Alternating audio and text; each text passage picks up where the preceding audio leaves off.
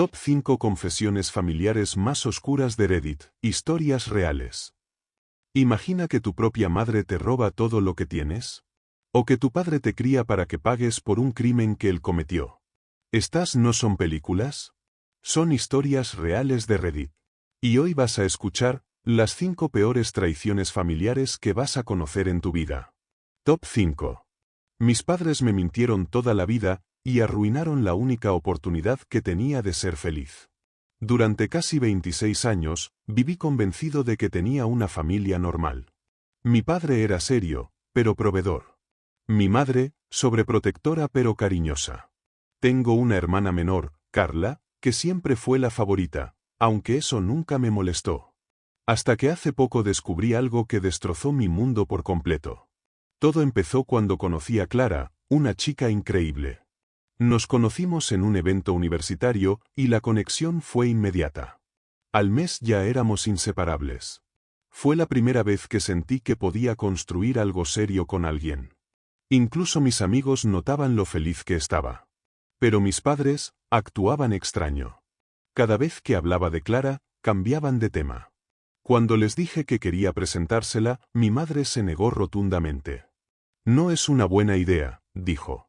Le pregunté por qué, y solo me respondió, por tu bien. Déjala. Obviamente no le hice caso. Clara y yo estábamos cada vez más unidos, y yo ya me veía formando una vida con ella. Incluso hablamos de mudarnos juntos. Un día, decidí que era momento de oficializarlo, invité a mis padres y a Clara a una cena en casa. No sabía que esa noche cambiaría todo. Mis padres llegaron tensos. Clara, por su parte, estaba encantadora como siempre, aunque también notó la frialdad en el ambiente. Intenté suavizar la velada, pero mi madre no podía ocultar su incomodidad.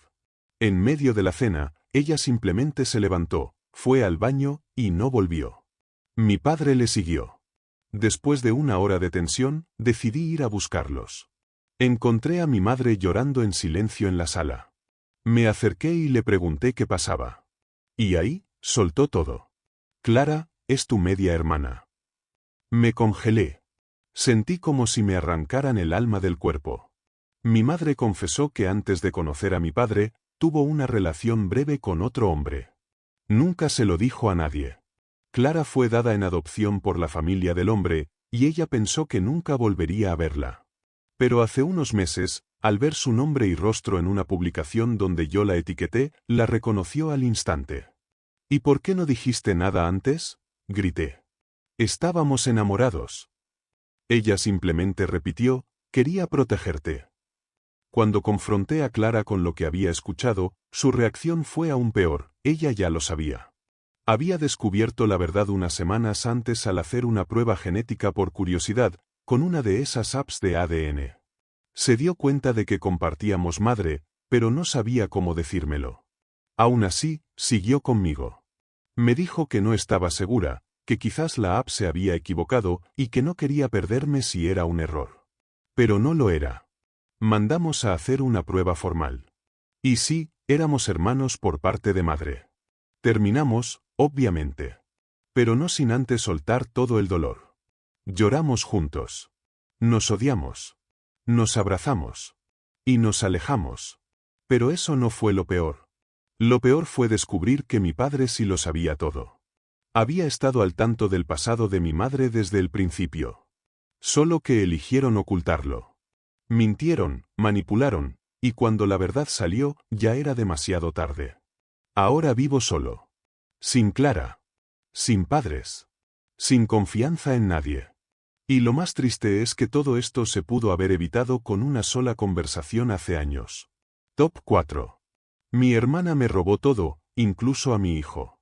Mi nombre es Lorena, tengo 38 años y nunca pensé que llegaría al punto de odiar a mi propia sangre.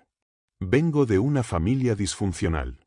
Mi madre era fría, distante, de esas mujeres que creen que llorar es un signo de debilidad. Mi padre era más cariñoso, pero completamente sumiso a ella. Yo fui la hija mayor, la que siempre se encargaba de todo. Luego nació Carolina, mi hermana menor, 6 años después.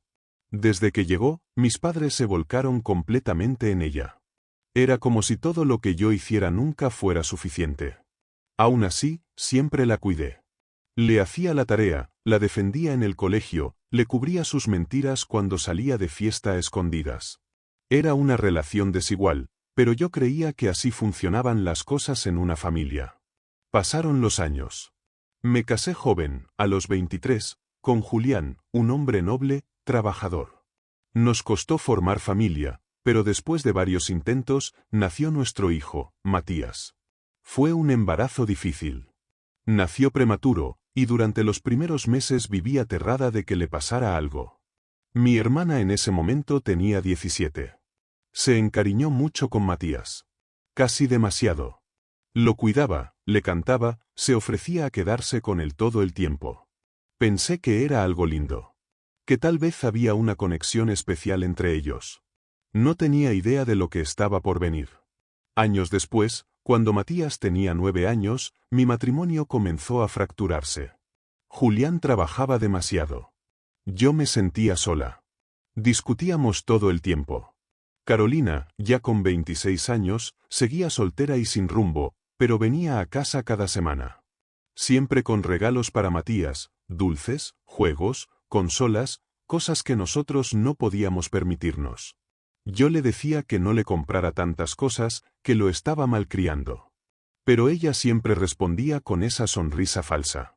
Solo quiero compensar lo que ustedes no pueden darle. Un día, sin decirme nada, se lo llevó de viaje un fin de semana. Yo estaba enferma y Julián fuera de la ciudad, así que le pedí que lo cuidara por un día. Me enteré por una historia en Instagram que estaban en otra ciudad. Cuando la confronté, me dijo: «Relájate. Soy su tía. Me ama. Es como si fuera mío también». Esa frase me dejó helada. ¿Como si fuera suyo? Esa no fue la única vez. Las visitas se volvieron más frecuentes. Matías se volvió más distante conmigo. Y más apegado a ella. Empezó a decir cosas como: «Tía Carolina no grita. Tía Carolina sí me escucha». Y entonces, todo explotó. Un domingo por la mañana, Matías desapareció. Llamé a la policía, a los hospitales, entré en pánico. Pensé lo peor. Estaba fuera de mí. Al final, lo encontraron, en casa de Carolina. Lo había ido a recoger sin avisar. Cuando llegué, lo vi en su sala, tranquilo, viendo una película mientras ella le cocinaba. «¿Estás loca?», le grité. Y fue ahí cuando soltó todo. Me dijo que no me consideraba una buena madre. Que Matías estaba mejor con ella. Que incluso había consultado con un abogado sobre la custodia compartida. Custodia compartida. Mi hermana quería pelearme a mi propio hijo. Intenté calmarme, mantenerme cuerda, pero esa noche fue la más larga de mi vida. Al día siguiente, recibí una notificación: Carolina me había denunciado por negligencia. Supuestamente tenía pruebas, grabaciones de nuestras discusiones, fotos de Matías llorando, incluso un informe manipulado de una caída que tuvo en casa. Todo era mentira. Pero su objetivo era claro: destruirme como madre, para quedarse con él. Julián, que ya estaba viviendo aparte, recibió también una notificación. A pesar de todo, me apoyó. Sabía cómo era Carolina. Juntos contratamos un abogado. Fue una pesadilla legal. Meses de audiencias, psicólogos, evaluaciones. Y al final, el juez fue claro. Carolina no tenía derecho. No era su hijo. Su obsesión no la hacía madre. Pero sí le dio algo que nunca voy a poder olvidar: tiempo compartido bajo supervisión. Eso significaba que Matías podía verla, pero solo en presencia de otro adulto. Y aún así, ella ganó algo. Porque logró partirle el alma a mi hijo. Lo confundió. Lo alejó de mí. Lo hizo dudar. Hoy Matías tiene 14 años. Y aunque ya no ve tanto a Carolina, su forma de mirarme cambió para siempre. A veces siento que ya no soy su madre, sino solo la mujer que lo crió.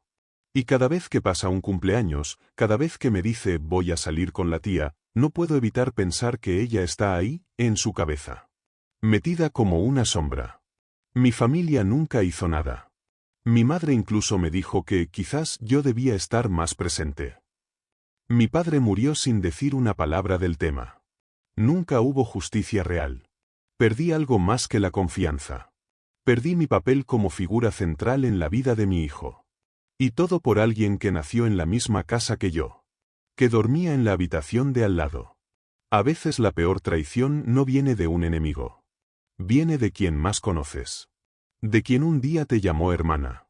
Y luego, te clavó el cuchillo más profundo de todos. Top 3.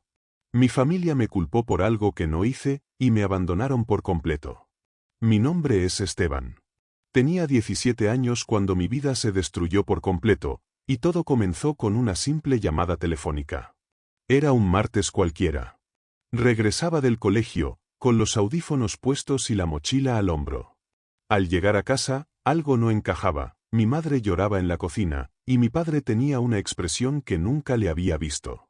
Mi hermana menor, Isabela, de solo 13 años, estaba encerrada en su cuarto, gritando que no quería salir. Al principio no entendía nada. Nadie me decía qué pasaba. Hasta que mi padre, con los dientes apretados, me empujó contra la pared y me gritó. ¿Qué le hiciste a tu hermana? Me quedé paralizado. No sabía a qué se refería. Él repitió, más fuerte. ¿Qué le hiciste? Dímelo ya.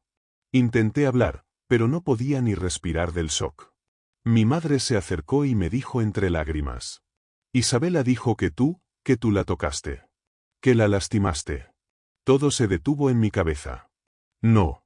No. No. ¿Qué? Esa misma noche, la policía llegó a mi casa. Me sacaron esposado, sin darme oportunidad de hablar. Me llevaron al cuartel, me interrogaron durante horas. Yo no entendía nada. No había pruebas. No había lógica. Solo las palabras de una niña confundida, respaldadas por el odio creciente de mis propios padres. Pasé 4 noches en detención juvenil. A los pocos días, una abogada pública asumió mi defensa. Ella fue la primera en escucharme. Le conté todo, que yo jamás había tocado a mi hermana de manera inapropiada, que ni siquiera tenía una relación cercana con ella. Que ese día ni siquiera había estado en casa a la hora en que dijo que ocurrió todo. Ella investigó, y gracias a las cámaras de seguridad del bus y un recibo de una tienda cercana, logró demostrar que yo no estaba en casa cuando todo supuestamente pasó. El caso se cayó. No había pruebas reales. La fiscalía retiró los cargos por falta de evidencia. Me soltaron. Pero mi pesadilla no había terminado. Cuando regresé a casa, mis padres no me dejaron entrar. Mi madre me cerró la puerta en la cara y me dijo: aunque la justicia te haya soltado, yo no te creo. Mi padre me escupió. Literalmente. Me dijo que era una vergüenza para la familia. Que no quería verme cerca de Isabela nunca más. Intenté explicarles todo, mostrarles los documentos, los vídeos, pero ya habían decidido. Me culpaban. Me fui a vivir con mi abuela paterna. Una mujer estricta, pero mucho más racional. Ella fue la única que me creyó. Me ayudó a terminar el colegio, me pagó terapia y me ayudó a buscar trabajo cuando cumplí 18. Pero el daño ya estaba hecho. Me convertí en el raro de la familia. Ninguno de mis tíos o primos me volvió a invitar a una reunión. En redes sociales comenzaron a circular rumores. Una prima compartió una publicación que decía: ¿qué clase de monstruo puede hacerle eso a su propia hermana? Nadie se molestó en preguntar. Nadie se interesó en la verdad. Porque en mi familia, la apariencia vale más que la justicia. 5 años pasaron. Yo ya tenía 22. Vivía solo, trabajando como técnico en computadoras. No había vuelto a ver a mis padres ni a mi hermana. Mi abuela había muerto, dejándome su pequeña casa como herencia. Una tarde, mientras reparaba una laptop, recibí un mensaje de una cuenta desconocida. Era Isabela. Esteban, sé que no merezco que me leas. Pero necesito decirte la verdad. Me temblaban las manos. La bloqueé de inmediato. No quería saber nada. Pero el mensaje quedó ahí, en mi cabeza, como un veneno. Días después, ella volvió a escribir, desde otra cuenta. Esta vez envió un audio. Su voz temblaba. Tenía 13 años, y estaba enojada contigo. Papá siempre decía que eras el preferido. Mamá te defendía todo el tiempo. Me sentí sola. Y un día, solo lo dije. No pensé que te llevarían preso. Solo quería que te castigaran. Pero, se salió de control. Me quedé en shock. La niña que había destruido mi vida, estaba confesando que todo fue una mentira. Le respondí solo una vez. Tu mentira me robó todo. Mis padres. Mi familia. Mi paz mental. Me volviste un paria. Así que no. No te perdono. Y no quiero saber nada más de ti. Nunca me contestó. Y desde entonces, no he vuelto a saber de ella. Mis padres, por su parte, nunca se disculparon. Nunca reconocieron su error. Siguen creyendo en su versión. O peor aún, prefieren mantener la mentira antes que enfrentar el horror de haber destruido a su propio hijo. La sociedad cree que una acusación falsa es algo que se olvida. Que si sales libre, todo se arregla. Pero no es así. Lo que me hicieron, no se cura con el tiempo. La verdadera cárcel no fue la celda, sino el abandono de mi familia. Su traición. Su silencio. Y el hecho de que, aun con la verdad expuesta, ellos eligieron no amarme. Top 2. Mi madre me hizo renunciar a mi herencia, y después se la dio a mi hermana por algo que ni ella puede perdonarse. Desde pequeña, mi madre me hizo creer que debía ganarme su amor. No éramos una familia pobre, pero sí rota. Mi padre falleció cuando yo tenía 9 años. Fue un accidente automovilístico, y desde entonces, mi madre quedó a cargo de todo. Yo era la mayor de 2 hermanas, yo, Ana, y mi hermana menor, Rebeca, quien en ese entonces tenía solo 5 años. Mi madre, Clara, cambió después de la muerte de papá. Se volvió fría, exigente, casi cruel. Pero solo conmigo. A Rebeca la trataba como si fuera de cristal. La protegía de todo. La premiaba por cualquier tontería. Mientras tanto, yo tenía que ser la adulta de la casa, limpiar, cuidar a mi hermana, cocinar. Todo mientras sacaba buenas notas y trataba de no llorar para no parecer débil. Con el tiempo, me convencí de que algún día, todo ese esfuerzo sería reconocido. Que valdría la pena ser la hija responsable, la que renunciaba a fiestas, a novios, a todo por cuidar la casa y a mi hermana. Pasaron los años. A los 23, seguía viviendo con ellas. Mi madre nunca quiso que me mudara. Decía que era mejor tenerme cerca. Rebeca, por otro lado, hacía lo que quería, salía con tipos que apenas conocía, gastaba el dinero de mamá como si fuera suyo y traía problemas constantes. Y aún así, seguía siendo la preferida. Un día, mi madre me llamó a su habitación. Me senté en la esquina de la cama, y ella me habló con un tono que rara vez usaba, cálido, casi maternal. Ana, estoy haciendo mi testamento, me dijo. Y quiero que lo hablemos con madurez. Mi corazón se aceleró. Era la primera vez que me trataba como adulta. Mira, tu padre me dejó esta casa. Es tuya también. Pero hay una cosa, si le dejo algo a Rebeca, se lo va a gastar en 2 meses. Y si no le dejo nada, va a odiarme. Yo solo asentí. No sabía qué responder.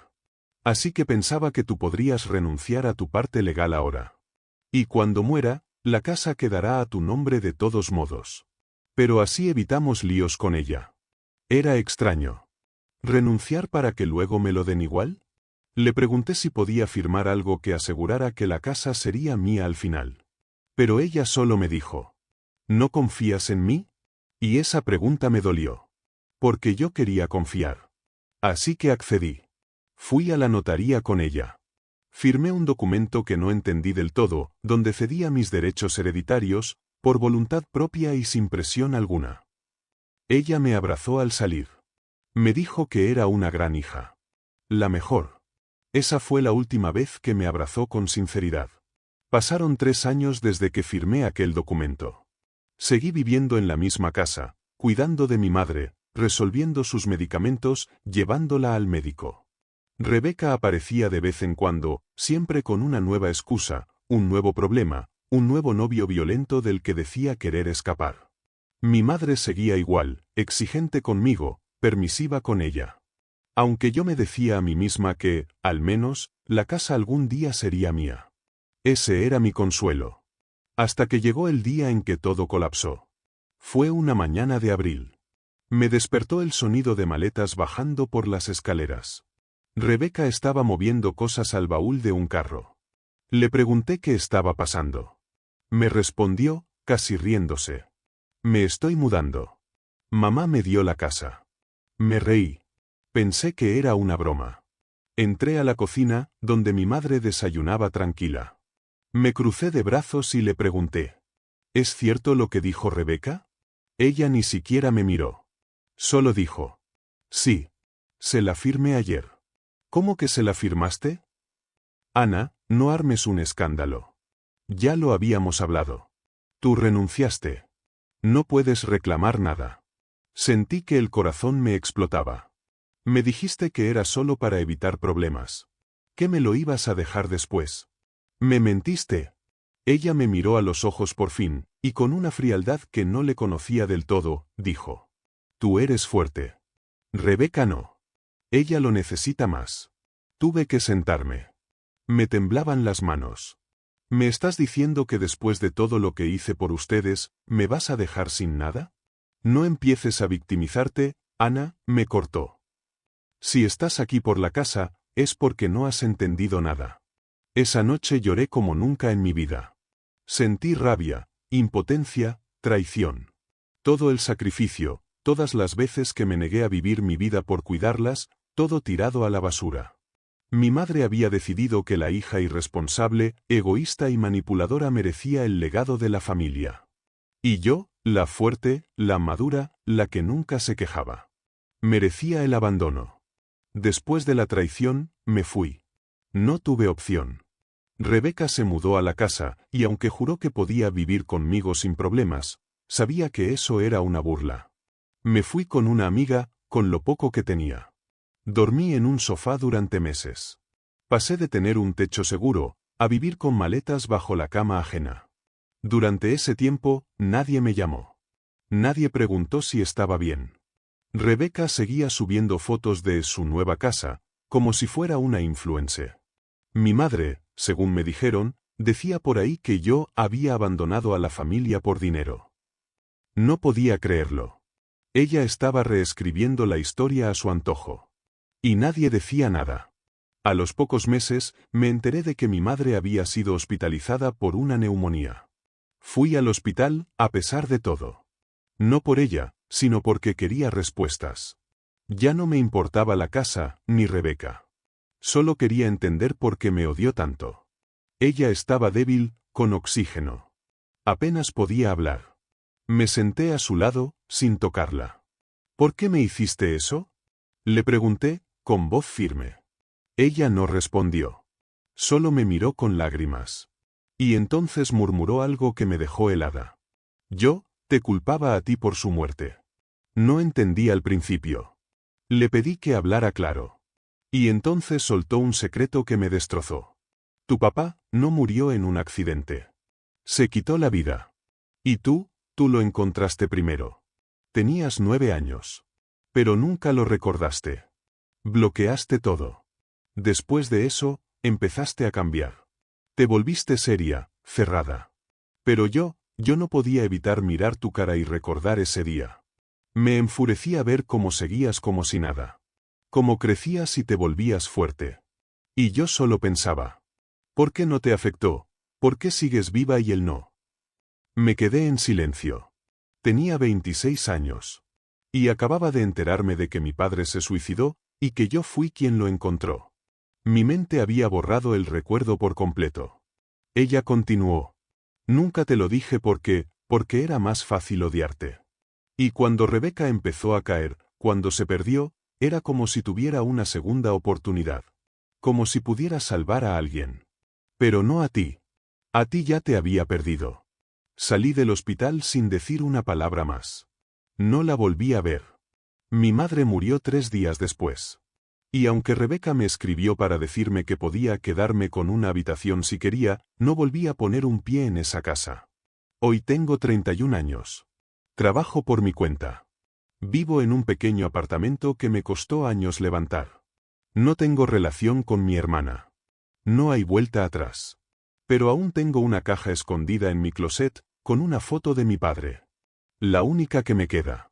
A veces la miro y me pregunto, ¿realmente fui yo quien lo encontró? ¿Y si mi mente borró ese recuerdo para protegerme? ¿Y si mi madre me odió por algo que ni siquiera sabía que había hecho? La traición más cruel no fue la pérdida de la herencia. Fue que la mujer que me dio la vida me culpó por la muerte del amor de su vida. Y construyó sobre ese rencor toda una mentira que me robó los años más importantes de mi existencia. Y en el top 1 tenemos: mi padre me crió para que tomara la culpa de un crimen que él cometió. Me llamo Damián. Y si estás viendo esto, probablemente pensarás que exagero. Pero te juro que cada palabra que vas a escuchar es cierta. La peor traición que uno puede sufrir no es la de un amigo ni la de una pareja.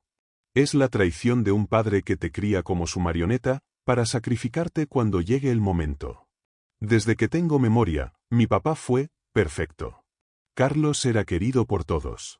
Vecinos, amigos, compañeros de trabajo, todos lo admiraban. Era ese tipo de hombre que sabía arreglar todo, que siempre tenía una respuesta sabia, que ayudaba a todos sin pedir nada a cambio. Y yo era su hijo único. El orgullo de papá. Siempre que alguien decía "qué niño tan educado", él sonreía orgulloso. Me enseñó a levantarme temprano, a respetar a los mayores, a trabajar con mis manos. Desde los 8 años, me enseñaba a arreglar cosas en el taller del garaje. A los 10, me tenía organizando herramientas por tamaño y función. A los 13, ya podía cambiar la batería de un auto sin ayuda. Mi madre murió cuando yo tenía 7. Un accidente automovilístico, según me dijeron. Mi padre nunca quiso hablar mucho del tema.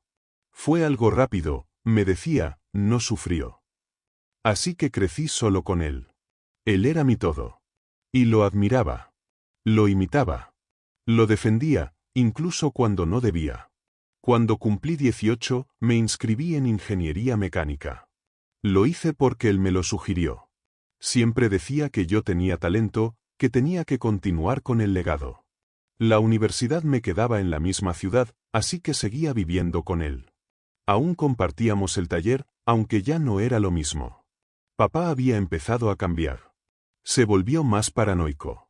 Cerraba la puerta con doble llave incluso durante el día. Empezó a beber más. A veces se quedaba despierto toda la noche, sentado frente al garaje, como si esperara que algo pasara. Le pregunté muchas veces si estaba bien. Siempre me decía lo mismo. Hay cosas que tú no entiendes todavía, hijo, pero pronto lo harás.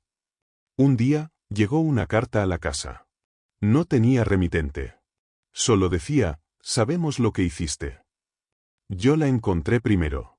Pensé que era spam. Pero cuando se la mostré, su cara cambió. Se puso blanco. No dijo una palabra. Solo fue al baño. Vomitó. Luego quemó la carta frente a mí. Le pregunté qué significaba. Me gritó que no me metiera. Ahí fue la primera vez que algo me hizo clic. Mi padre ocultaba algo muy grande. Y no estaba dispuesto a decirme qué era. La carta fue solo el comienzo. Durante las siguientes semanas, llegaron más. Al principio pensé que era una broma pesada, pero mi padre empeoraba con cada sobre. Dormía con un bate al lado. Desconectó el teléfono. Me prohibió revisar el buzón. Hasta que un día, me pidió que lo acompañara a una cabaña en el bosque, donde solíamos ir cuando yo era niño. Me dijo que necesitaba descansar, estar lejos de todo. Que confiara en él. Yo lo hice. Siempre lo hacía. Pero esa noche, él me dio una caja. Una caja de madera con llave. Me pidió que la guardara. Que no la abriera nunca, pase lo que pase. Esa misma noche, mientras él dormía, yo la abrí. Y lo que encontré me destruyó. Había una pistola. Unas cartas de amenaza. Unas fotos antiguas. Pero lo peor. Era una grabación en casete. Sí, un casete antiguo con una nota escrita a mano. Si estás leyendo esto, ya no hay vuelta atrás. Conseguí un reproductor. La grabación era de mi padre. Su voz sonaba temblorosa. Hijo, si estás escuchando esto, es porque algo salió mal. Hay algo que nunca te dije. Tu madre no murió en un accidente. La maté. La empujé por las escaleras después de una discusión. Dije que fue un accidente y me creyeron. Pero alguien lo sabía. Nunca supe quién. Durante años viví tranquilo, pero ahora, esas cartas, me están arrinconando. Si me pasa algo, necesito que tomes el control. Que digas que fuiste tú. Que digas que la mataste sin querer. Eres joven, te van a perdonar. No como a mí. Tú puedes vivir con eso. No lo hice por maldad. Lo hice por amor. Y todo lo que te enseñé fue para esto. Para que algún día pudieras proteger lo que construimos. Apagué la grabación. Vomité. Lloré como un niño. Todo había sido una preparación. Cada herramienta que me enseñó a usar. Cada frase sobre lealtad, familia, sacrificio. Me crió como su seguro de vida. Cuando regresamos a casa, fingí que no sabía nada. Pero por dentro, ya no era su hijo. Era su prisionero. El portador de su secreto. No pasó mucho hasta que la policía llegó con una orden de cateo. Una excompañera de mi madre, que nunca creyó la versión oficial, había entregado pruebas nuevas. Las cartas. Las fotos. Alguien más las tenía también. Mi padre me llevó al garaje. Cerró la puerta. Me miró como si fuera un general dando la última orden. Es hora, hijo. Tienes que hacerlo. ¿Hacer qué? Decir que fuiste tú. Que fue un accidente jugando. Que tú la empujaste. Yo te cubriré después. ¿Y si no quiero? Su cara cambió. Me agarró del cuello. Ese día entendí que nunca me amó. Solo me moldeó. Como a una herramienta. No lo hice. Lo entregué. Fui a la comisaría. Mostré la grabación. Entregué la caja. Conté todo. Él fue arrestado esa noche. Pero lo que nunca supe es que había otra copia del casete. Una que él envió a alguien como seguro, por si yo lo traicionaba. Esa persona la hizo llegar a los medios. El casete fue filtrado. Y ahí, en cadena nacional, mi nombre salió como el hijo que encubrió a su padre por años. Aunque la ley me absolvió, la gente no. Perdí mi beca. Mis amigos. Todo. Ahora tengo 28 años. Vivo con otro nombre. En otro país. Mi padre murió en prisión hace un año. Sin pedir perdón. Sin aceptar nada. A veces me pregunto, ¿y si nunca hubiera abierto esa caja? ¿Estaría libre ahora? ¿Con una vida normal? Pero no. Porque desde el principio, mi vida ya estaba escrita. Fui criado con disciplina. Moldeado con propósito. Y cuando llegó el momento, fui el cordero que él pensó sacrificar. Solo que esta vez, el cordero eligió morder antes de ser degollado.